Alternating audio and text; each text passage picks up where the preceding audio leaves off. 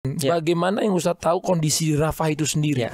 Benar, yang sekarang diperlukan oleh mereka adalah makanan. Yang benar-benar diperlukan mereka adalah keamanan. Tapi seluruh dunia sudah menyaksikan bahwasanya kita nggak bisa ngirimin itu pada mereka. Ternyata mereka berjuang dalam proses yang salah. Kenapa? Kalau berjuangnya di PBB nggak akan pernah meluluskan apapun yang mereka perjuangkan. Kenapa? Baca sejarah dong. Bahwasanya PBB itu dari awal adalah yang melahirkan negara Israel. Tujuan kita ketika kita membuat sebuah campaign untuk misalnya boykot adalah sebenarnya untuk mendukung Palestina. Katanya aku yang salah, katanya aku yang bodoh. We don't care about the judgment, trying to be better man. Assalamualaikum Ustadz Felix. Waalaikumsalam warahmatullahi wabarakatuh, Mas Atta. Aduh, ini kalau Ustadz Felix nih julukannya Ustadz Palestina. Waduh. Karena aku tuh denger banyak sejarah Palestina itu gara-gara nonton di FYP lewat video Ustadz Felix. Alhamdulillah. YouTube juga waktu aku pelajarin tentang yang terjadi di sana. YouTube-nya Ustadz Felix gitu ya. Nah, baru-baru ini kan kita dapat kabar nih Ustadz Ya. tentang Rafah. Betul. Nah, sekarang ini karena menjadi orang itu berlomba-lomba ikut ngepost. Betul. Mungkin gara-gara ya walaupun orang beberapa bilang FOMO, tapi menurutku selama ini FOMO-nya untuk kebaikan, kenapa enggak gitu kan? Betul. Jadi semua orang all eyes on Rafah. Mungkin untuk kita orang awam yang belum ngerti nih Ustadz, yang udah ngeliat nih sekarang menjadi buah bibir, atau bahkan setiap buka sosmed pasti ada yang posting. Ini apa Ustadz? Ya, kalau tadi aku sepakat tadi ketika dikatakan bahwasanya kalau ada orang bilang wah itu cuma FOMO aja, ya there's nothing wrong dengan FOMO. Artinya kan orang kan nggak mau kan fear of missing out ya. Orang nggak mau kehilangan atau orang nggak mau kelewat ketika ada orang membicarakan sesuatu, mereka juga harus membicarakan. Nah, dan sebenarnya kalau kita berbicara tentang campaign itu adalah intinya supaya orang tuh memang FOMO, supaya orang tuh memang merasa dia harus terlibat dalam gerakan itu. Makanya ketika orang posting all eyes on Rafah, itu memang tujuannya adalah agar semua orang itu aware dan agar semua orang tuh paham dan orang ikut untuk memposting tentang Rafah. Nah, kalau gitu sebenarnya apa sih sebenarnya all eyes on Rafah? Jadi gini, yang namanya Palestina sekarang itu bukan sebuah negara, tapi dia adalah sebuah entitas sebenarnya yang dulunya ada dan setelah diduduki oleh Israel itu dia kebagi dua. Yang pertama adalah namanya West Bank, itu adalah di daerah tepi barat Sungai Yordan yang berbatasan yang sebelah sana ya. Betul, yang berbatasan dengan Yordania itu yang ada kota Yerusalemnya atau Baitul Maqdis. Kota Baitul Maqdis yang ada itu kompleks Masjidil Aqsa. Itu adalah di West Bank. Nah, satunya lagi itu namanya Gaza. Nah, Gaza ini dari utara sampai selatan itu semua keblokade karena sebelah timurnya itu berbatasan hampir semua dengan Israel, sebelah utaranya juga dengan Israel, sebelah Mesir ya? Mesir, nah itu di bawah, nanti di sebelah selatan. Nah, di sebelah timurnya itu barat itu adalah laut gitu kan, Mediterania. Sebelah timur itu adalah semuanya berbatasan dengan Israel. Nah, sebelah selatan ini yang paling ujung namanya Rafah. Jadi satu-satunya wilayah Gaza yang berbatasan dengan selain Israel itu adalah Rafah itu tadi. Nah, ketika awal-awal 7 Oktober itu kemudian dibombardir itu Gaza, dan mereka bilang bahwa semua harus mengungsi ke sebelah selatan. Tapi ya itulah polanya. Polanya adalah mereka bilang ayo ngungsi sebelah selatan tuh safe. Tapi yang terakhir itu nggak ada lagi yang wilayah tersisa selain di Rafah itu, di mana berbatasan dengan Mesir. Jadi udah kejepit, mereka bilang kunci safe, di situ ya. dikunci, dibom. Nah, kemudian dihabisin. Nah, itulah kemarin kebiadaban yang luar biasa. Aku pikir ya setelah 7 Oktober itu memang sangat ngeri sekali. Tapi ini ngerinya bertambah-tambah karena bisa kita bayangin hampir 2 juta orang itu mepet di situ dan mereka semuanya adalah pengungsian dan nggak diapa-apain aja udah ngeri, apalagi kemudian dibombardir terus dibakar. Padahal udah dijanjikan kalau di Rafah ini bakal nggak apa-apa. Jalanlah nih 2 juta yang orang nggak pakai kendaraan. Ustaz lihat kan ya videonya, yang ibu-ibu ngegendong anak kecil, berapa kilometer, narik barangnya sendiri. Makanya ada kemarin yang paling mengharukan tuh aku lihat, kami semua mengungsi dari sana ke sini sampai endingnya di Rafah. Kalau Rafah udah dibom, kami habisnya akan mengungsi ke surga. Karena udah nggak ada tempat lagi. Betul. Tweet itu yang sangat mengiris hati kita adalah gitu kan ya. Ada tweet yang mengatakan ketika terjadi pembakaran itu, jadi bom itu sekaligus membakar. Jadi ada bom yang digunakan yang sekaligus membakar banyak sekali perkemahan di situ. Dikatakan bahwa malam ini jalur ke surga padat. dan dipadati oleh anak-anak dan wanita. Karena yang banyak terbunuh di situ adalah anak-anak dan wanita pada saat itu. Makanya orang-orang bilang all eyes on Rafah. Karena ini eskalasinya meningkat lagi. Ini udah lebih dari kejam ya Ustaz. Karena tempat berlindung gitu loh. Ini tempat berlindung yang mereka sendiri suruh. Tapi dikena bom juga. Mungkin ini ada video yang bisa kita lihat. Mungkin kalau teman-teman pengen lebih ngerti situasinya ini ya. Nah itu Rafah tuh yang paling ujung. Ini 2,2 juta ya populasi di sini. Ini yang Ustadz kasih tahu tadi ya, North Gaza. Gaza Utara ini awalnya kan dibombardir. Ini dibombardir. Orang-orang kan pindah ke sebelah selatannya kan. Betul, pindahlah ke tengah nih kan. Iya. Nah ini juga karena dibom juga. Dia pindah lagi ke samping. Betul. Pindah lagi ke sebelah selatan. Ini adalah Darul Balah. Ini juga sama. Dibombardir habis juga. Dan bahkan kan kita lihat bahwa bombardir ini menghabiskan banyak sekali resources dari Israel juga ya. Berapa sekitar 70.000 ton ya yang dihabiskan ya. Lalu kemudian ketika bom-bom ini dijatuhkan ya, karpet bombing ini akhirnya ini terdesak di Rafah. Nah ini di Rafah ini nih, udah di Rafah tetap juga. Iya betul. Wah ini udah jahat ya. Tapi kenapa kita lihat pemerintah Mesir nggak mungkin ngasih space gitu untuk mereka bisa berlindung gitu Ustaz? Ya, pertama-tama kita lihat bahwasanya ini semua menunjukkan bahwa tidak ada klaim bahwa Israel tuh misalnya memerangi Hamas misalnya, nggak ada. Karena kalau misalnya dia memerangi Hamas bukan ini yang dia lakukan, tapi yang dia lakukan harusnya sesuatu yang lain. Tapi ini nyata-nyata bahwa dia sebenarnya ingin menghabiskan populasi yang ada di Gaza sebenarnya begitu. Dan dia mendesak sampai ke Mesir supaya nanti diharapkan mungkin Mesir akan menampung orang-orang itu. Nah pertanyaannya adalah kenapa Mesir dan orang-orang di sekitar itu nggak mau kemudian untuk membuka perbatasannya bagi orang-orang Muslim yang ada di sana. Padahal kan Mesir juga Muslim sebenarnya, dan negara-negara Arab di sana kan banyak sekali, ada sekitar 20 atau 22 negara Arab yang kemudian berbatasan dengan Palestina dan Israel itu. Nah, jawabannya itu ada pada sejarah dan juga ada pada logika dan juga ada pada fakta. Nah, misalnya contoh ya, secara sejarah kita tahu bahwasanya negeri-negeri yang ada di sekitar itu justru adalah negeri-negeri yang muncul karena dalam tanda kutip melindungi Israel sebenarnya, menjadi daerah buffer sebenarnya. Karena kenapa? Karena daerah-daerah itu sekarang menjadi normalisasi akibat setelah mereka sejarah kan kita lihat begini ya, setelah perjanjian Sykes-Picot itu kan Inggris dan Prancis itu membagi seluruh negeri-negeri kaum muslimin termasuk negeri-negeri yang sekarang ada di situ. Dan sejarah juga membuktikan bahwa kemerdekaan mereka itu kebanyakan yang memberi adalah Inggris. Maka itulah yang disebutkan oleh beberapa ahli sebagai jangan-jangan negeri-negeri ini adalah sebagai negeri buffer sebenarnya untuk melindungi kepentingan Israel. Dan sekarang faktanya kan terjadi normalisasi di situ, hubungan dengan Israel dinormalisasi, di Arab juga sedang normalisasi hubungan dengan Israel dan segala macam, sehingga ketika ada normalisasi ini yang mereka harus mengikut pada kebijakan-kebijakan luar negeri Israel dan Amerika. Nah, karena Amerika kemudian sekarang ya berkuasa di negeri kaum muslimin, ya maka mereka nggak bisa dengan mudah untuk membuka pintu-pintu perbatasan itu. Nah, ini yang terjadi di Mesir. Makanya ketika kita lihat yang terakhir itu ada satu surat ya yang ditulis oleh seorang anak kecil yang syahid. Dalam surat itu dia bilang bahwasanya kalau kalian membaca surat ini berarti saya sudah syahid dan saya pasti akan syahid suatu saat nanti. Dan pertama kali dia sebutkan adalah saya tidak akan pernah memaafkan pemimpin-pemimpin dan pemerintah-pemerintah kaum muslim, orang-orang Arab, negeri-negeri Arab di sekeliling Palestina. Kenapa? Karena mereka yang sebenarnya bertanggung jawab atas kejadian ini. Karena kita bisa tahu bahwasanya Rafah itu ada nggak orang yang keluar dari sana? Ada. Tapi harus atas izin siapa? Harus atas izin dari Mesir, harus atas izin dari Israel juga dan PBB kan gitu. Nah, makanya ini semua kita lihat adalah kemunafikan dunia yang dipertontonkan.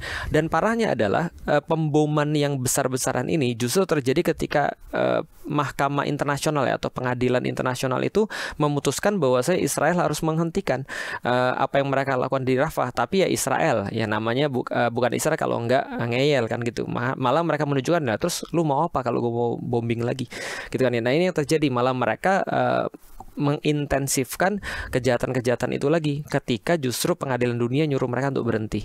Dan akhirnya tadi Mesir juga nggak bisa apa-apa ya, karena tadi kita bisa lihat secara sejarah, secara fakta, dan secara logika ya mereka nggak mungkin buka juga karena mereka terkait dengan banyak sekali kepentingan. Israel ini bisa kayak kebal ya. Even kemarin kan kita lihat di PBB itu banyak yang dukung untuk Palestina jadi sebuah negara dengan jumlah vote-nya juga tinggi. Israel ini anak emas. kita juga nggak bisa untuk full benar-benar mendefinisikan sebenarnya siapa yang jadi pengaruh, apakah dia yang mempengaruhi Amerika atau Amerika yang mempengaruhi dia. Tapi fakta yang terjadi adalah Amerika itu adalah negara yang punya sebuah privilege, sebuah keputusan khusus, sebuah hak khusus. Kalau misalnya di PBB namanya kan hak veto. Segala sesuatu kalau misalnya Amerika veto ya nggak jadi. Seperti kemarin hentikan misalnya peperangan, ya Amerika veto ya nggak jadi. Nah, selama ini yang melindungi Israel adalah Amerika, dan kita tahu bahwasanya di Amerika sendiri banyak sekali lobby-lobby Israel di situ. Makanya aku bilang aku nggak tahu apakah Israel yang mengendalikan Amerika atau Amerika mengendalikan Israel. Tapi faktanya yang kita tahu adalah backupnya Israel di internasional adalah Amerika. Amerika selama ini kan pakai hak vetonya untuk di PBB. Makanya ketika Israel ada apa-apa ya Amerika yang kemudian bantu. Contoh misalnya dari awal ketika Israel memutuskan untuk membombardir Gaza dan sekitarnya yang mereka katakan sebagai operasi untuk melawan Hamas itu yang mendukung kan Amerika. Lucu ya. Jadi gini, coba lihat ya. Ketika terjadi kebiadaban dan korban-korban kemanusiaan yang sangat banyak itu, yang terjadi dunia mengirimkan humanitarian aid atau bantuan kemanusiaan. Tapi Amerika ngirimin ke Israel adalah military aid, adalah bantuan militer. Dalam bentuk apa? Roket. Dalam bentuk apa? Bom. Dalam bentuk apa? Drone dan segala macamnya. Nah, jadi kalau misalnya kita lihat Amerika sampai sekarang mereka masih support Israel, ya Israel terus kemudian berbuat semaunya, yaitu seperti bosnya lah Amerika. Makanya aku bilang darah-darah orang-orang di Gaza itu adalah orang-orang Amerika turut kemudian berlumuran tangannya. Makanya kenapa kemarin di Meksiko kedubes Amerika juga kemudian diprotes. Dibakar ya. Yang dibakar kedubes Israel. Di kedubes Israel di Turki itu dibakar tuh ya. Betul. Nah, kedubes Israel di Meksiko kalau nggak salah yang dibakar. Nah, tapi di Indonesia juga sama kan, orang sudah mulai protes ke kedubes Amerika. Di Amerika, di universitas di Amerika, seluruh mahasiswa-mahasiswanya menuntut agar pemerintah menghentikan bantuan kepada Israel dan menghentikan dalam bentuk apapun kerjasama dengan Israel. Kenapa? Karena mereka tahu yang paling bertanggung jawab dalam hal ini adalah Amerika. Karena kalau Amerika nggak support, Israel nggak akan seberani ini. Minimal mereka tidak akan punya resources sebanyak itu. Makanya orang-orang di Amerika kan protes kan ya. Kami bayar pajak, malah pajak kami digunakan untuk kesejahteraan orang lain, bukan untuk kami. Karena kalau dilihat negara yang paling happy di dunia salah satunya adalah Israel. Sementara Amerika negara yang paling stres di dunia. Termasuk negara yang paling stres di dunia. Kan gitu. Nah, itu yang bisa kita lihat. Tapi kalau yang kita lihat kan Israel punya Amerika gitu. Palestina punya negara siapa? Palestina dari dulu nggak punya apa-apa. Palestina dari dulu stateless. Makanya kalau kita lihat pada sejarah setelah perjanjian Sykes-Picot tadi, dulu ini bukan Amerika, dulu penguasa dunianya adalah Inggris. Maka Inggris yang bagi sama dengan Prancis lewat perjanjian Sykes-Picot itu yang bagi wilayah-wilayah kaum muslimin yang waktu itu masih jadi satu, namanya Kekhilafan Utsmani.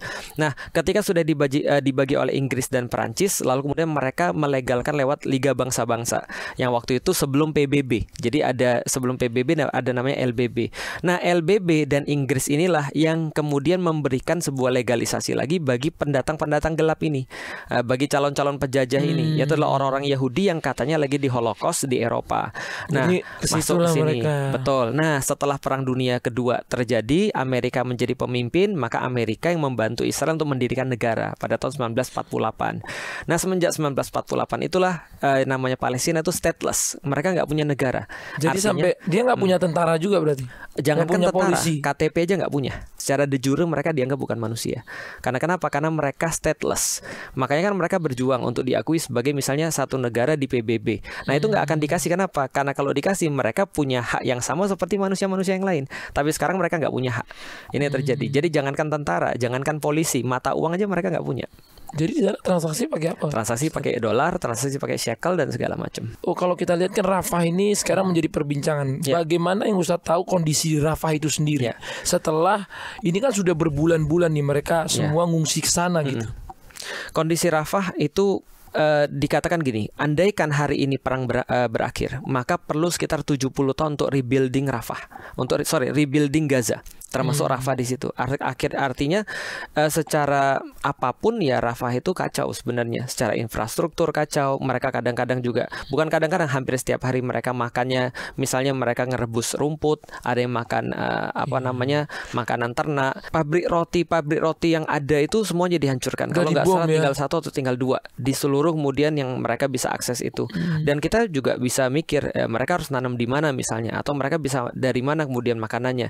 Ya mungkin mereka mereka bisa bertahan dari terowongan-terowongan yang mereka bisa dapat bantuan-bantuan dari sana, apa yang kita kirim ke sana. Tapi ingat, bantuan-bantuan yang legal kita kirim, termasuk yang Atta kirim kemarin, itu kan ketahan di Rafah. Jadi kontainer-kontainer kan ketahan di Rafah. Nggak masuk ya? Nggak masuk. Dan kalau kita kirim misalnya makanan-makanan, ini makanan-makanan terancam banyak sekali yang basi, kadaluarsa. Kenapa? Rusak ya, karena ketahan di Rafah. Rafah kan nggak boleh buka. Karena kalau misalnya mereka buka, ya tadi itu melanggar perjanjian mereka dengan Israel, Mesir itu. Maka ya orang-orang Mesir sebenarnya support kepada orang-orang Palestina, tapi pemerintahnya enggak. Karena ya buktinya sekarang ya yang bisa dilakukan oleh pemerintah buka aja kan perbatasan Rafah sebenarnya kan ya, kirimin bantuan masuk ke sana. At least kalau nggak boleh orangnya masuk, makanan bolehin masuk. Betul. Gitu kan. Ata lihat nggak ketika ada orang-orang ngirim dari atas yang kadang-kadang nabrak ke rumah mereka, kadang-kadang mereka ambil terus mereka jatuh. Ya. Betul. Setiap kali diterjunin bantuan ada orang yang meninggal gara-gara mereka ngambil barang-barang itu, dan mereka seolah-olah kayak ya mohon maaf ya kayak ayam terus kita lemparin makanan. Ada yang jatuh, ada yang kena kepalanya, ada yang jatuh ketika ngambil dan segala macam. Itu kan sangat nggak manusiawi. Rebutan sih enggak ya kalau aku lihat ya. Cuman ketika mereka mau ngambil itu kan mereka risking banget. Mereka ketika masuk ke lautan mereka harus resiko tenggelam dan seterusnya. Nah, kenapa nggak lewat darat aja yang manusiawi? Padahal kan bisa bikin antrian, bisa satu-satu gitu kan ya. Secara konvensi Jenewa gitu kan ya. Secara perang itu kan ada aturannya. Walaupun perang misalnya, ya walaupun aku nggak mau menyebut ini perang ya. Kalau perang itu kan ada sebuah tentara lawan tentara. Ini kan bukan tentara lawan tentara. Ini tentara lawan menghabisi masyarakat, menghabisi orang-orang yang nggak bersenjata sama sekali. Bahkan berapa banyak footage yang sudah kita lihat, drone-drone nembakin orang-orang yang nggak bersenjata, orang-orang lagi duduk terus tiba-tiba kemudian kena bom, universitas dihancurin. Apa urusan universitas dengan perang misalnya? Atau rumah-rumah orang ini karpet bombing kan nggak ngelihat apapun lagi, semuanya dibunuhin semua. Dan yang melakukan itu posting dan mereka dengan sangat bangga, dan bahkan di antara mereka merasa ini adalah sebuah prestasi. Dan gak hanya tentara-tentaranya loh, yang sama nyebelinnya adalah orang-orang di Israel juga sama nyebelin kan gitu. Artinya mereka merasa bahwa ini adalah sesuatu yang harus dilakukan, ini adalah sesuatu yang benar, bahkan ini adalah sesuatu yang fun untuk mereka lakukan, dan mereka jadi ini sebagai sebuah bulian kan gitu di media sosial. Udah nggak ada empatinya ya. Ini penyakit. Nah makanya All Eyes on Rafah itu sebenarnya adalah bagian yang sangat penting, adalah bagaimana ini bisa nyampe kepada para influencer, sampai pada orang-orang yang bisa diseminasi informasi ini. Karena informasi inilah yang sebenarnya sedang dimampetin. Informasinya sedang dipotong supaya orang-orang nggak tahu tentang apa yang terjadi di Rafah, sehingga orang merasa itu baik-baik saja. Nah, maka tugas kita tuh penting banget untuk ngasih tahu orang bahwa ini yang terjadi adalah menurut banyak ahli adalah sebuah kejahatan perang yang paling biadab yang pernah terdokumentasi. Apapun terparah sepanjang sejarah. Terparah yang pernah terdokumentasi. Kita lihat ya. Videonya kan banyak. Ada anak kecil yang kemarin yang dijadiin dijadiin sebagai sebuah simbol perlawanan. Yang Hin putus Rajab. Kepalanya ya. Nah, itu yang di Rafah, barusan. Yang kemarin kan Hin Rajab yang ketika universitas di Amerika mahasiswa berhasil ngerebut satu hall lalu dinamakan Hins Hall. Ada lagunya kan ya, Hins Hall. Yang dinyanyiin sama rapper Macklemore. Ya, ketika itu kenapa kemudian Hins Rajab ini begitu penting? Nanti coba Atta bisa untuk lihat, ada satu anak kecil, mereka itu dibantai satu keluarga di mobil oleh tank, dan tinggal anak kecil ini yang hidup. Terus kemudian dia bisa nelpon, tuh ada ceritanya tadi. Betul. Lalu kemudian dia cerita apa yang terjadi di situ. Aku takut gitu kan ya, di depanku ada tank. Lalu kemudian dia bilang jangan keluar, tetap di mobil. Karena bapak ibunya udah meninggal semua. Bapak ibuku udah meninggal, keluargaku udah meninggal dan segala macam. Terus kemudian ditemenin oleh operator ini sampai meninggal. Ini kan yang terjadi. Nah, ini membuka mata banyak orang. Iya, ini kan Hins Rajab, dan membuka banyak orang untuk ini nggak bisa dibiarin. Karena dunia seperti apa yang mau kita warisin kepada anak-anak kita? Bahwasanya ada banyak orang, 1,7 miliar orang melihat kekejaman yang dilakukan oleh misalnya segelintir orang, dan semua orang diem. Makanya orang bilang bahwasanya sekarang diem itu adalah merupakan sebuah kejahatan. Karena ketika kita diem melihat sebuah kezoliman, itu adalah kita termasuk kezoliman itu sendiri. Beda kalau kita diem nggak bergerak karena memang sesuatu yang memang misalnya dispute misalnya, ya nggak apa-apa. Tapi ini sesuatu yang sudah sangat jelas, diem adalah merupakan kejahatan. Gimana cara kita bantu sekarang? Ya. Selain dengan kita share atau kita tetap ada gitu. Betul. Ya. Gimana kita membantu makanannya mereka, Ustadz? Kan kita misalnya udah ada bikin donasi, kita kemarin udah coba kirim kloter pertama, kloter kedua, kloter ketiga, bahkan pemerintah kita pun juga ikut mengirimkan kapal gitu. Ya. dengan cara apa lagi supaya kita bisa cepat langsung mereka terbantu gitu, Ustaz? Nah, itu bagus banget. Jadi sebenarnya gini, kalau pertanyaannya adalah apa yang benar-benar bisa kita lakukan, maka kita harus tahu dulu permasalahannya apa. Karena solusi itu benar-benar tergantung dengan permasalahan. Kalau kita benar-benar ngerti permasalahannya apa, maka kita akan tahu dengan solusinya apa. Karena tidak semua solusi adalah mengirimkan makanan. Jadi coba gini ya, benar yang sekarang diperlukan oleh mereka adalah makanan. Yang benar-benar diperlukan mereka adalah keamanan. Tapi seluruh dunia sudah menyaksikan bahwasanya kita nggak bisa ngirimin itu pada mereka. Dan akhirnya apapun yang kita lakukan untuk mengirimkan makanan, memberikan mereka keamanan, itu cuma bisa kita penuhi dengan sangat-sangat kecil sekali untuk sampai di sana. Artinya ini nggak bisa. Dengan kekejaman dan dengan kepongahan yang terjadi sekarang, itu nggak mungkin. Nah, maka menarik sekali ada seorang profesor namanya Abdul Fattah Al-Awaisi. Beliau adalah seorang doktor, profesor yang memang membahas tentang masalah Baitul Maqdis ini selama 40 tahun. Dan beliau mengatakan bahwasanya di dalam proses pembebasan Baitul Maqdis yang dilakukan oleh Umar bin Khattab, yang dilakukan oleh Salahuddin Al-Ayyubi, itu mempunyai beberapa pola. Polanya adalah ada semacam kayak namanya jihad ilmu di situ. Yang kedua ada namanya jihad politik, dan tiga ada namanya jihad militer. Jadi ada faktor ilmu, ada faktor politik, ada faktor militer. Yang kita coba sekarang adalah baru faktor politik, dan itu nggak ngaruh. Dan faktor militer belum ada sampai sekarang. Nah, menurut Profesor Abdul Fattah ini, dua ini sangat tergantung dengan yang pertama, dengan seberapa orang tuh paham tentang apa yang terjadi di Palestina. Jadi sekarang sebenarnya kalau untuk orang Indonesia dan untuk orang-orang influencer yang ada di Indonesia, saya bisa katakan yang terbaik yang bisa mereka lakukan untuk sekarang adalah mendidik diri mereka dan mendidik seluruh orang dengan informasi. Artinya, percaya nggak Atta, dengan yang kita kirimkan, dengan Atta posting, itu lebih penting Atta posting.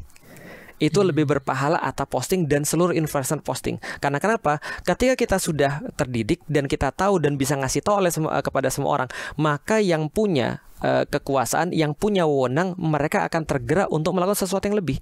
Karena kita bisanya cuma ngomong, tak? Atta bisanya cuma podcast. Aku juga. Aku nggak bisa kemudian untuk pergi ke sana, nggak mungkin.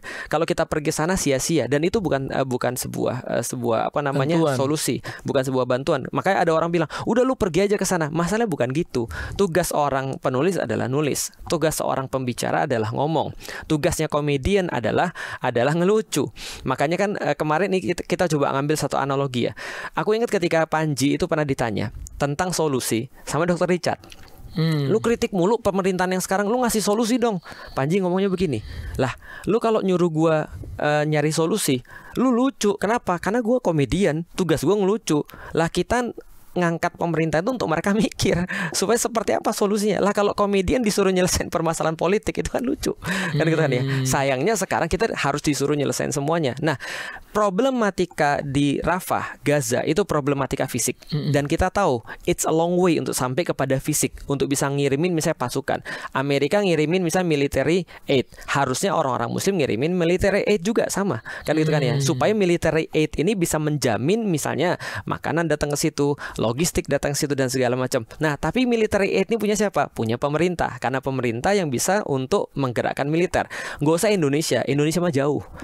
Itu kan ya, Yordan, Mesir, Turki, yang dekat lah, yang dekat negaranya. Suriah dan segala macam. Nah, pertanyaan kenapa ini orang-orang nggak mau bergerak? Karena mereka belum ada desakan.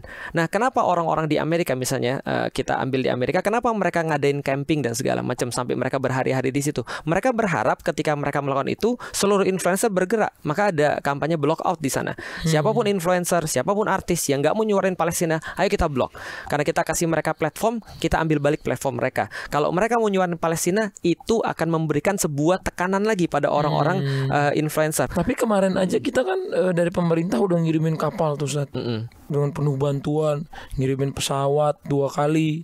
Tapi bantuan yang udah pakai nama negara aja Sulit. Masih di sana tuh masih susah loh. Itulah kenapa? Karena kita masih bermain dalam permainannya mereka. Gampangnya gini ya, Tak ya. Coba bayangin ya. Tangan kita ketusuk paku nih. Tangan kita ketusuk paku, berdarah suruh kita panas dingin nih, meriang karena tangan kita ketusuk paku. Lah, terus kemudian kita cuma ngomel aja. Ini tangan kita ketusuk paku nih, gimana nih bro? Stres nih bro, tangan kita ketusuk paku. Kita ada tangan kanan nih. Tangan kanan ini bisa sebenarnya untuk nyabut pakunya. Cuma tangan kanannya nih bilang, udahlah jangan nanti ada bahaya dan segala macam.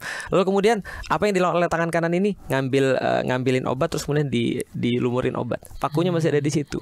Jadi ngirimin namanya makanan, ngirimin obat-obatan dan segala macam. Iya benar itu harus. Tapi jangan lupa ini pakunya masih ada di situ. Nah, jadi pakunya harusnya dicabut dulu. Nah, ini harusnya menjadi logikanya. Nah, kalau misalnya Indonesia dan negara-negara lain sudah berusaha dengan jalur legal untuk bisa membantu Palestina, ternyata belum. Itu yang aku bilang tadi. Ternyata mereka berjuang dalam proses yang salah. Kenapa? Kalau berjuangnya di PBB nggak akan pernah meluluskan apapun yang mereka perjuangkan. Kenapa? Baca sejarah dong.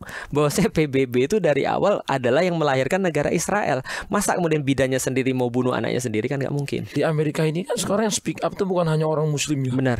Bahkan yang kita lihat kayak rapper Macklemore, kemarin saya lihat banyak penyanyi-penyanyi.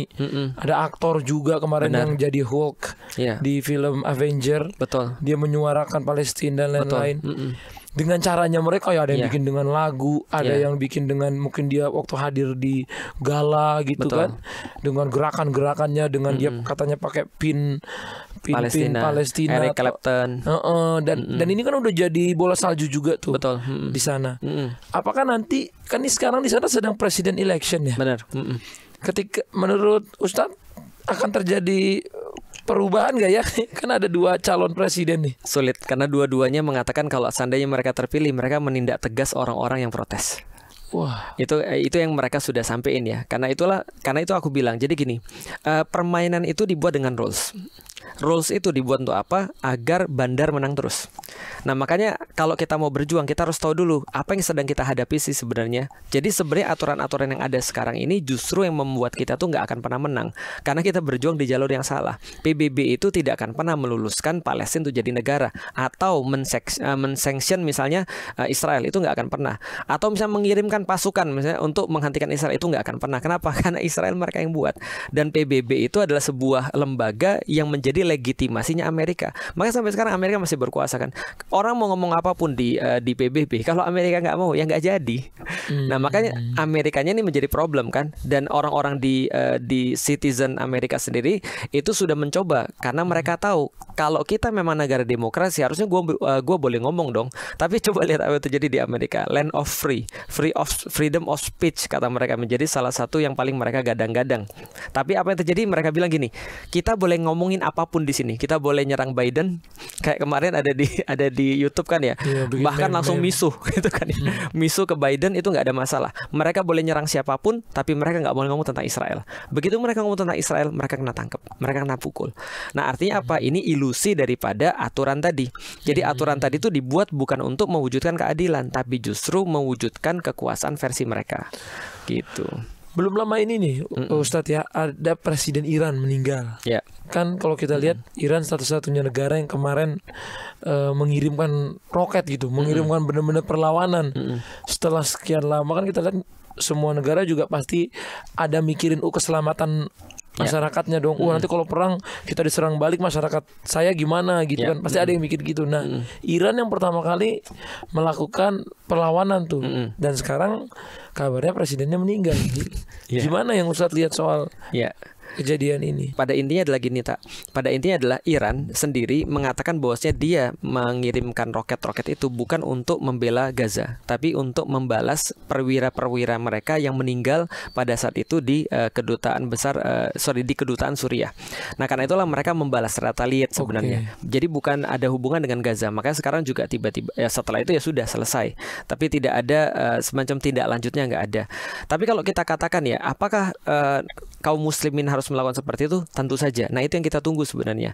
Yang kita tunggu adalah kaum muslim itu kan jumlahnya banyak ya. Sebagaimana misalnya ada yang ingin dibuktikan sama gerakan-gerakan semacam kayak All Eyes on Rafah. Lalu kemudian ketika kayak Palestine Camp di Amerika, apa yang mereka pengen buktikan? Yang pengen mereka buktikan adalah masih banyak orang-orang yang waras.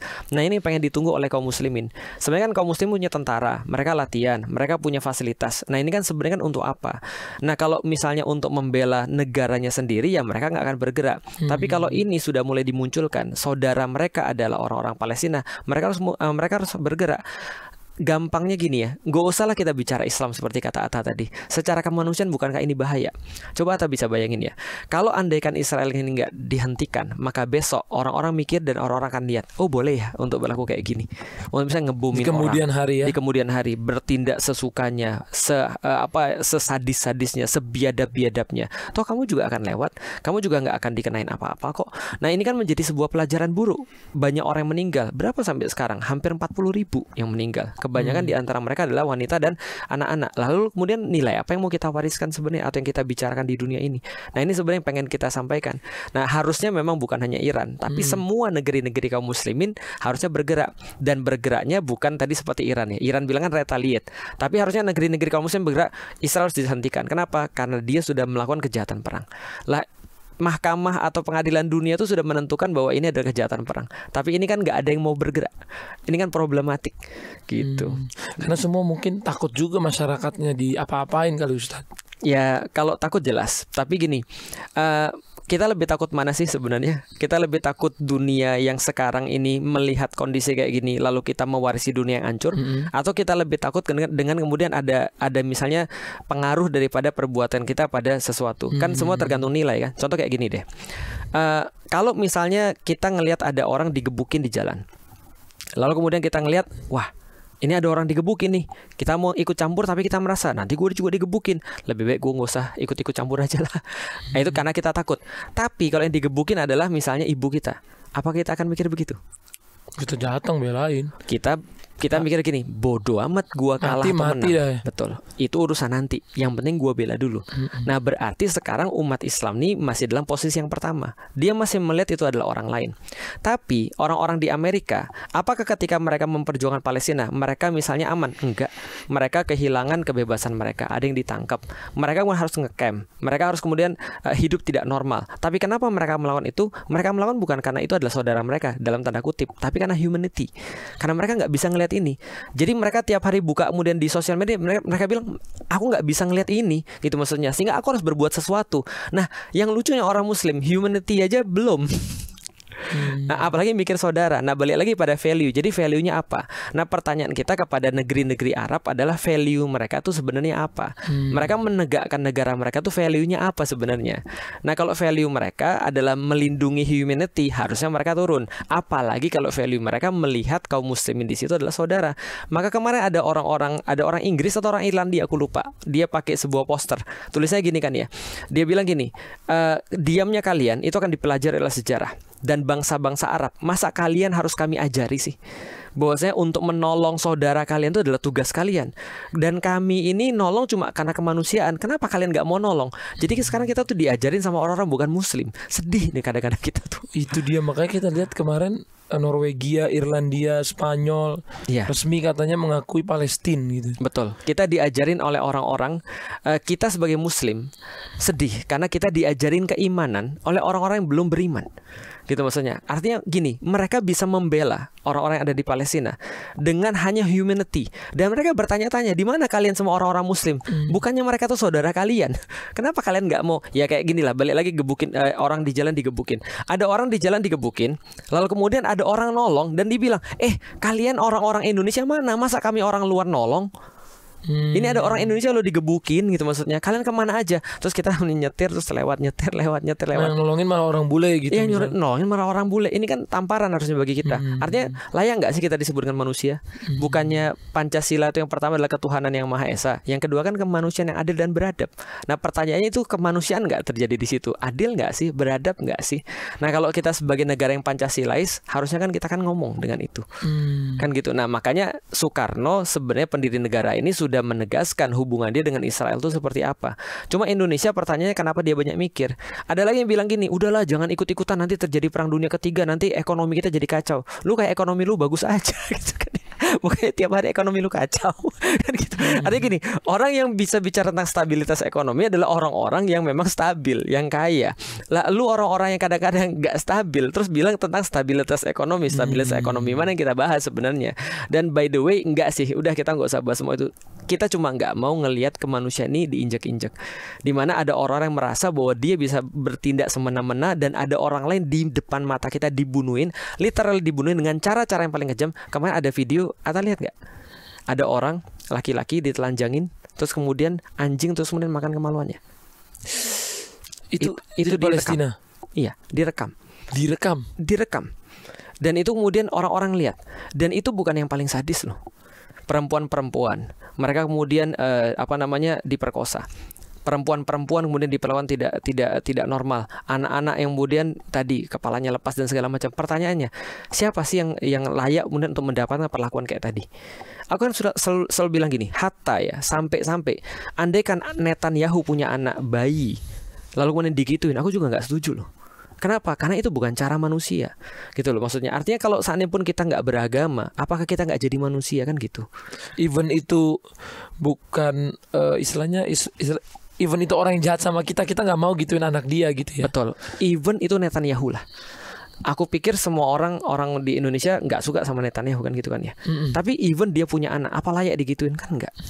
Kan maksudku gini, ini dunia seperti apa yang mau kita wariskan pada anak-anak kita dengan kayak gini. Makanya kalau orang-orang yang nggak punya agama aja mereka sampai nangis-nangis, mereka benar-benar can't stand. Mereka bilang apa ya? Terlalu banyak informasi yang masuk ke kepala dan mereka nggak bisa buat apa-apa. Maka kadang-kadang kalau kita lihat mereka ada yang melakukan sesuatu yang di luar nalar kita ya, atau kita anggap aneh sih, ya itu karena mereka benar-benar nggak bisa ngapa-ngapain. Yang mereka bisa lakukan mereka ledakin. Contoh misalnya kayak gini, ledakin tuh maksudnya begini ya. Mereka pergi ke misalnya salah satu yang diboykot, mereka bawa tikus, mereka lepasin di situ. Menurut kita, lu kok kayak gitu sih? Itu kan nggak terlalu berlebihan. Tapi itulah orang-orang yang nggak bisa ngapa-ngapain lagi. Mereka terlalu banyak informasi yang masuk dalam kepala mereka dan mereka literally nggak bisa ngapa-ngapain. Sehingga yang bisa mereka lakukan. Nah ini yang kita bisa lihat pada dunia sekarang. Ada kalau ini nggak berhenti, aku nggak tahu sih jadi kayak apa. Di lain sisi Israel memang lagi gali kuburannya sendiri karena dia sedang membuat opini negatif all over the world. Dan sekarang itu pasti akan cepat atau lambat dia akan panen itu semuanya. Nah tapi aku nggak mau bahas itu sih. Yang aku bahas cuma ya ini humanity aja sih yang aku bahas. Dan kalau kita ya lebih karena kita beragama Islam dan mereka saudara kita di sana. Ini ada video Ustadz di TikTok juga mungkin sebelum kita berakhir ini.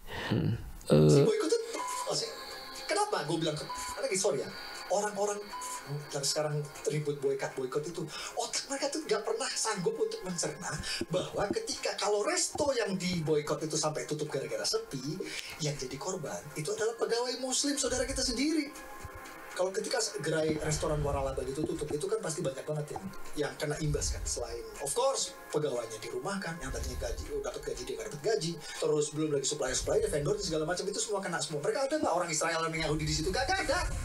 Orang Muslim semua. Sekarang gue pengen tanya, itu tukang-tukang boykot ya, yang nge-boykot resto-resto waralaba itu mikirin nggak kalau sampai misalnya ada waiter di PHK gara-gara restonya harus tutup, gara-gara sepi, gara-gara diboykot, terus dia pulang, gak bisa beliin anaknya susu, anaknya nangis, minta susu, tapi dia gak punya duit untuk beliin susu karena udah di PHK. Sekarang gue tanya, itu orang-orang yang boykot bakal mikirin waiter yang orang muslim gitu gak? Bakal gak mikirin? Kagak, gue jamin. Teman-teman akan mendapatkan semua orang yang berlainan, nggak hanya dalam urusan Palestina, tapi dalam segala macam urusan, termasuk dalam urusan Palestina. Nanti Atta juga akan lihat ketika Atta ngupload video ini, misalnya contoh ini video 1 jam ya, tapi baru Atta upload misalnya 6 menit sudah banyak tuh, kemudian ada orang-orang buzzer muncul di bawah, ada orang-orang komen dengan komentar-komentar yang ya pahit, ada komentar-komentar yang nggak seharusnya, misalnya contoh lu ke Palestina aja, alah orang-orang bodoh kok disuruh ngomong dan segala macam, akan banyak. Padahal videonya 1 jam, baru 6 menit sudah komentar-komentar kayak gini, itu sudah banyak. Dan aku pengen mendidik dengan semua. Pertama ya, dengan segala sesuatu kayak gini adalah udah diemin aja. Karena gini, semua orang-orang yang memperjuangkan kebenaran, termasuk orang yang sekarang memperjuangkan Palestina, itu di mana mereka dibully, mereka dipukulin, mereka dikerasin, tapi mereka semuanya menunjukkan satu sikap yang sama. Alhamdulillah, nggak muslim, nggak non muslim, mereka menunjukkan sikap yang sama. Apa yang mereka tunjukkan? Mereka tetap ingin menyampaikan pada dunia bahwa kami memperjuangkan sesuatu dengan damai. We just want peace. Kami hanya ingin kedamaian dan kami nggak pengen untuk nyari masalah dengan siapapun. Maka ketika mereka dipukulin pun mereka nggak balas kan. Kita lihat di camp di Amerika, mereka dihina-hina, mereka nggak balas kan. Kemudian ada profesor yang menghina orang-orang muslim, bahkan kemudian sampai harassment gitu kan. Mereka juga nggak balas. Kenapa? Karena mereka ingin menunjukkan pada dunia siapa yang jahat dan siapa yang benar tanpa kemudian mereka ngomong. Nah itu yang pertama dulu. Jadi abaikan saja. Karena kalau kita ngurusin kayak gini, malah nanti Rafahnya uangnya nggak dapat. Jadi orang-orang kayak gini nyari exposure. Nah, exposure mereka dapat dengan cara seperti apa? Dengan cara melakukan segala sesuatu yang kontroversial. Kalau misalnya dalam bahasa Arabnya itu adalah bul zamzam, kencingi air zamzam. Kalau kamu kencing air zamzam, nanti kamu dapat exposure, kan gitu kan ya. Atau khalif tu'raf. Kalau Anda ingin terkenal, selisihi manusia. Orang bilang A, kalian bilang B. Oke, kalau gitu kita bahas mulai dengan kayak tadi ya. Oh, ada satu lagi disclaimer. Saya melakukan pendidikan ini untuk mendidik kaum muslimin dan orang-orang yang masih punya hati. Karena kenapa? Karena gini, kita sudah tahu segala sesuatu punya nature, gitu kan ya. Misal kalau di dalam Al-Quran dikatakan namanya anjing itu pasti akan menjulurkan lidahnya, mau dia suka sama orang atau dia nggak mau suka sama orang. Jadi kalau ada anjing misalnya datang ke Atta, dia julurin lidah, itu bukan berarti dia ngejek Atta. Atau ketika dia kemudian datang dia julurin lidah lagi, bukan berarti dia juga senang sama Atta.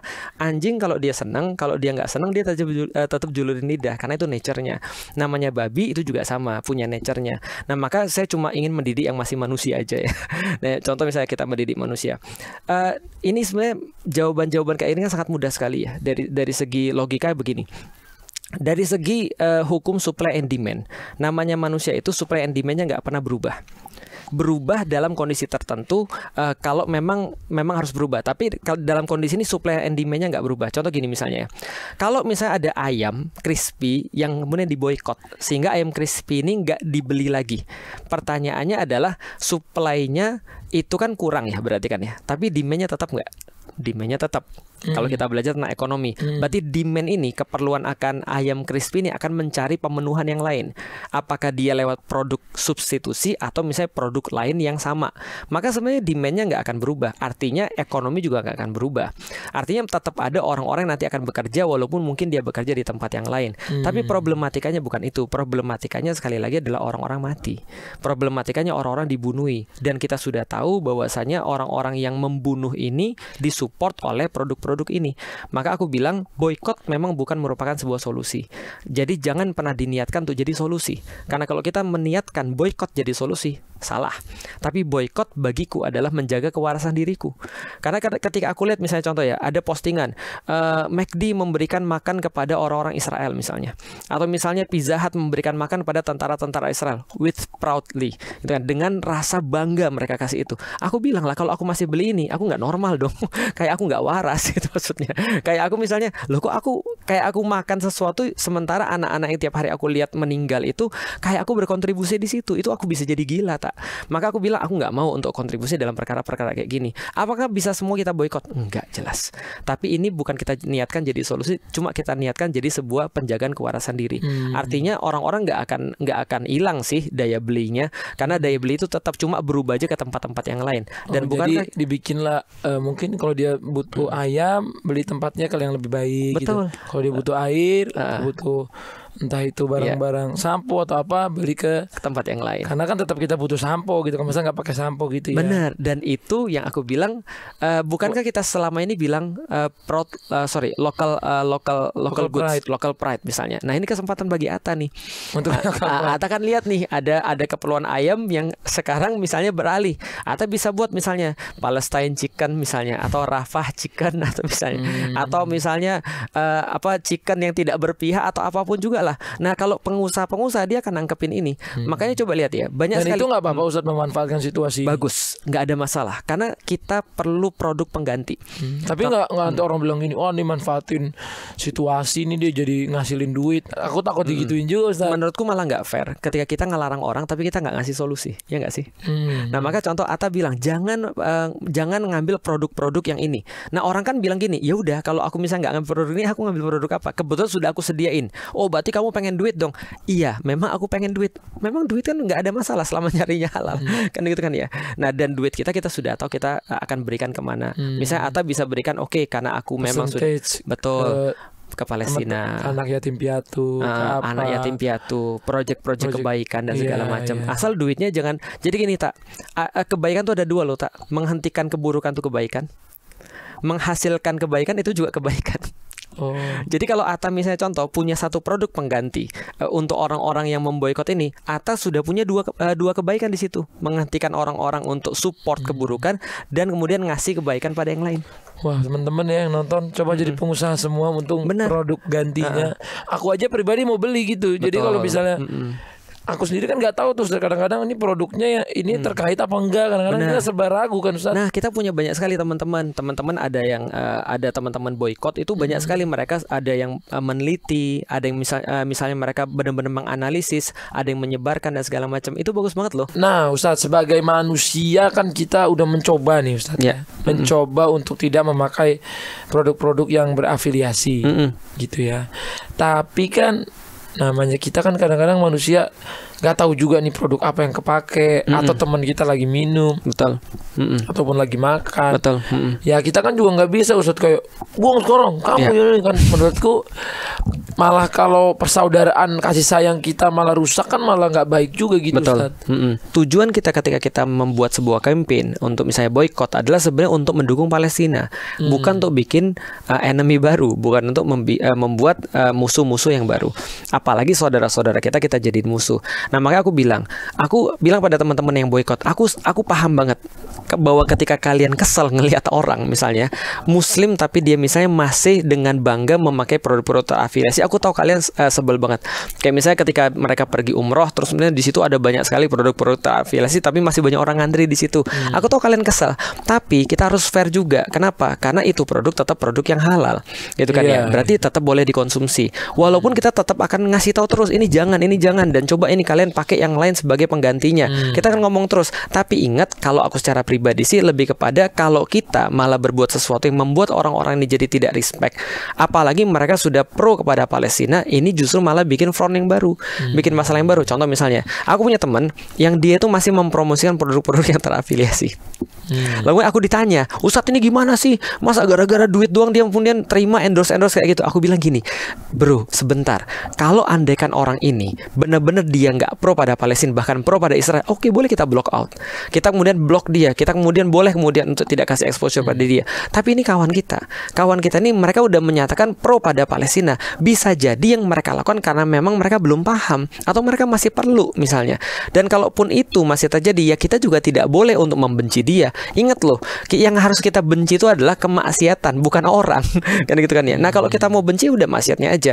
Makanya ketika ada orang-orang kayak gini, biasanya aku ketemuin orangnya, aku bilang, bro, jadi gini bro, kalau misalnya kamu memang nggak bisa untuk lepas daripada produk-produk ini, misalnya nggak bisa lepas sama sekali, jangan dipromosiin. Nah, kalau kamu sudah terlanjur endorse, ya besok jangan lagi ya. Gitu kan. Dan kamu terpaksa tetap harus endorse juga. Ya udah, yang penting aku harus tahu kamu pro kepada Palestina. Itu aja sih sebenarnya. Nah, ini yang kita minta pada sekarang. Jadi jangan bikin front yang baru. Apalagi frontnya sesama Muslim. Kita jadi perlu merusak teman. Ya, padahal. Benar. Jadinya jangan sampai kasih sayang atau persaudaraannya rusak. Aku nggak pernah endorse orang. Aku nggak pernah misalnya contoh ya, ini Ustadz ini ada minuman dong, tolong di endorse, aku nggak pernah. Cuman ketika di zaman-zaman sekarang, semenjak 7 Oktober sampai sekarang, aku dengan sangat sukarela sekali kalau ada orang-orang Muslim punya produk pengganti karena mereka benar-benar untuk mau menyediakan produk pengganti itu. Aku nggak lihat lagi ini mau keuntungan dia atau aku promosiin. Kenapa? Karena ya walaupun ini bukan produk Muslim ya, kita juga promosin. Kenapa? Jangan beli yang ini ya, ini sudah kita boykot nih. Nah, yang boleh dibeli ini aja nih. Itu aku langsung repost, restory supaya orang-orang tahu informasinya. Agar intinya keberpihakan, bukan solusi tapi keberpihakan. Itu dia ya. Jadi kalau tadi ya gimana ya, itu kan beberapa logika kayak gini kan kalau dipakai kan itu logika fail sebenarnya. Itu juga dipakai untuk rokok sebenarnya. Kalau misalnya kita berhentiin rokok, nanti gimana dengan karyawan-karyawannya? Jadi kita nih fokus, kita tuh mau apa. Kalau kita mau kesehatan, berarti yang nggak sehat dihilangkan. Misalnya, ini kan contoh ya tentang campaign rokok. Aku nggak tahu misalnya orang-orang yang lain bisa berbeda hukum ya tentang rokok. Tapi aku lihat gini, rokok sudah pasti jelas mengganggu kesehatan. Makanya ada labelnya rokok membunuhmu kan gitu kan ya. Nah, maka ketika kemudian rokok itu sudah jelas mengganggu kesehatan, itu dulu yang kita fokus nih, kesehatan dulu.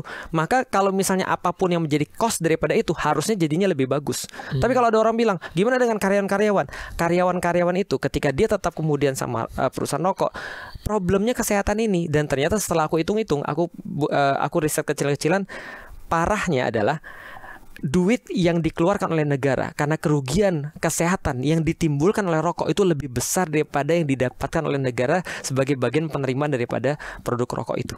Jadi itu kacau sebenarnya cara pikir seperti ini. Jadi kalau kita ngelihat sedikit aja ini udah nggak bisa dipakai. Kalau kita lihat di ini Ustadz, di Mekah gitu ya, kan di Madinah gitu kan, masih rame ya. Di sampingnya tuh ada ya brand-brand yang katanya berafiliasi ataupun punya koneksi, dan itu rame loh sampai ngantri panjang gitu ya.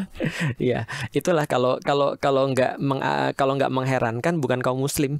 Maka itulah yang kita bilang. Sebenarnya yang paling penting itu tak adalah sebuah jihad ilmu atau sebuah diseminasi informasi, itu yang paling penting. Nah, itulah kenapa kita bilang terus sama para influencer, all eyes on Rafah. Ini harus menjadi perhatian para influencer untuk apa? Untuk mendidik umat. Untuk mendidik umat tentang seperti ini dulu seharusnya. Karena problematika itu bukan kekuatan, tapi problematika itu adalah sebuah pengetahuan. Gamanya gini. Namanya adalah penjara pemikiran. Jadi gini ya ceritanya ya. Pernah baca buku Chinmi nggak?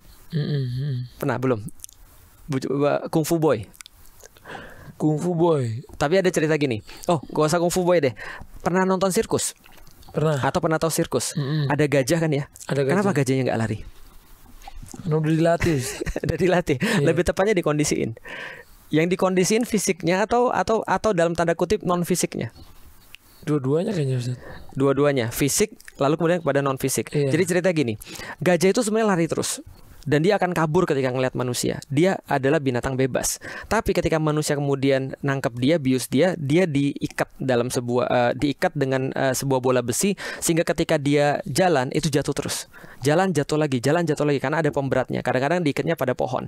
Nah, setelah dia capek dikasih makan. Dia kemudian punya energi lagi, dia akan lari lagi, terus lari lagi, jatuh lagi. Lama-lama itu membuat sebuah pembiasaan. Akhirnya dia nggak mau lari lagi. Kenapa? Di kepala dia, kalau aku lari, aku jatuh. Setelah itu dibuka ikatannya, dia tetap nggak lari. Masalahnya apa?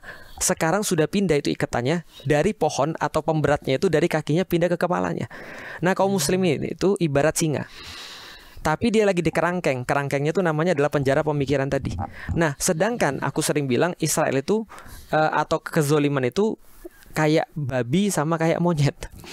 Artinya gini, kalau singa dibiarkan aja kondisinya normal, dia nggak usah diajarin, dia pasti akan makan itu babi dan singa. Masalahnya dia lagi terpenjara. Nah, terpenjara atau penjara pemikiran itu kaum muslimin. Kayak tadi misalnya ketika di Mekah, di Madinah, kok dia masih makan? Kok dia nggak peduli dengan saudara-saudara yang lain? Dia kemudian tawaf, lalu kemudian dia berkumpul di situ demi satu kepentingan, dia pengen taat pada Allah, tapi dia lupa darah kaum muslim itu lebih penting daripada Ka'bah. Nah, makanya ini mohon maaf, ada yang berpendapat bahwasanya semua orang-orang yang haji tahun ini amalannya tertolak. Karena kenapa? Karena mereka haji untuk memenuhi panggilan Allah. Pertanyaannya adalah ketika Allah katakan berhajilah kalian ke Baitullah bagi orang-orang yang mampu, mereka semua bersegera melaksanakan haji. Kenapa? Karena mereka pengen mendapatkan pahala. Tapi kemudian Rasulullah SAW menyampaikan bahwasanya satu nyawa itu, Allah menyampaikan dalam Al-Quran bahwasanya satu nyawa terbunuh itu kalau misalnya kita tidak menyelesaikan pembunuhan ini, itu seperti kerusakan seluruh dunia. Masalahnya adalah bukan satu nyawa lagi. Dan ketika orang-orang kemudian pergi di situ, mereka sampai di situ di Arafah, siapa yang mereka ingat? Allah. Tapi Allah nyuruh mereka ingat untuk saudara-saudara mereka dibunuhin. Makanya walau bisa aku bilang, ya aku sih nggak berharap semua pahala haji tertolak ya, karena ibuku juga haji pada tahun ini. Ada banyak orang sudah aku tahun ini. Iya, makanya ada orang sudah nunggu lama dan segala macam. Tapi ya insya Allah, artinya apa? Atta sekarang sudah ngadain podcast. Atta peduli dengan Palestina. Orang yang peduli dengan Palestina sampai di sana. Aku juga sama, ketika aku kemarin umroh di depan Ka'bah tuh aku nangis. Aku nangis bukan karena apa? Aku nangis karena gini, ya Allah, ini sebanyak orang-orang di sini. Apa mereka semuanya nggak ada satupun yang mikir kayak aku, bahwasanya ini orang-orang di Palestina ini sementara kita umroh, kita menikmati kemudian beribadah pada Allah, dan mereka dibunuhin gitu maksudnya. Dan aku sadar ternyata orang semua di situ itu doanya Palestina tapi mereka nggak bisa apa-apa karena mereka cuma individu. Nah, masalahnya adalah ada entitas kan yang lebih kuat daripada kita, pemerintah yang punya senjata, tentara. Nah, itu harusnya mereka yang bergerak. Nah, bisa nggak sih kita kemudian mentransfer sebagian daripada apa yang kita rasakan pada mereka kan gitu. Nah, caranya dengan apa? Diseminasi informasi. Karena yang membuat perasaan kita jadi connect dengan mereka adalah informasi-informasi ini. Nah, informasi-informasi ini nggak nyampe ke orang-orang yang lain gitu loh. Nah, inilah kemudian harus mereka dikonekkan itu. Artinya gini, atau peduli dengan Palestina. Semua orang peduli pada Palestina. Aku udah bilang, itu kan pendapat. Dan aku yakin semua orang-orang yang pergi ke sana, yang mereka membawa doa-doa kepada saudara-saudara mereka di Palestina, minimal mereka peduli. Insya Allah itu menjadi tambahan pahala bagi mereka. Insya Allah. Gitu. Wah, luar biasa. Hari ini pembahasannya cukup padat dan panjang, Ustaz. Iya. Terima kasih Ustadz Felix sudah hadir. Kita yang makasih karena Atta udah benar-benar tanggap terhadap isu ini gitu. Terima kasih pokoknya Ustadz udah hadir dan menceritakan. Aku memang awam dan aku masih banyak belajar soal ini, dan semoga dengan adanya ini kita yang nonton juga makin banyak yang terdapat informasi-informasi terupdate. Kita doa semua juga untuk teman-teman kita di Rafah, semoga tidak ada lagi mungkin tidak ada lagi, mungkin nggak akan terjadi ya, akan ada terus, tapi Bismillah ya Ustaz. Ya, minimal walaupun ada, kita tahu hati kita berpihaknya di mana. Jangan sampai kita in the wrong side of history.